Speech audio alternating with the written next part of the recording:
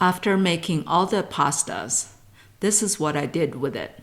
Start with homemade Italian sausage and saute until brown. Then remove it and leave the fat in a pan.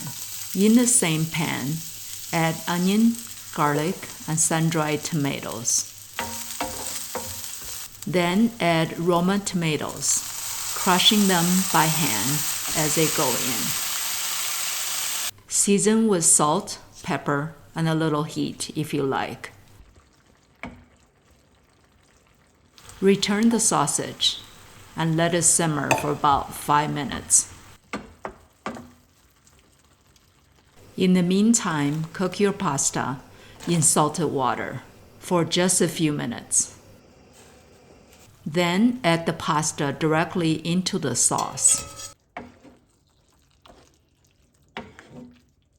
At the end, add a little homemade ricotta cheese, just enough to soften everything. Ladle into a bowl.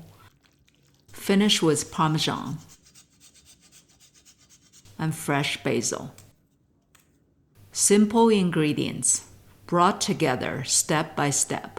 This is where it all comes to life. Thanks for watching Lay's Kitchen, where flavors are without borders.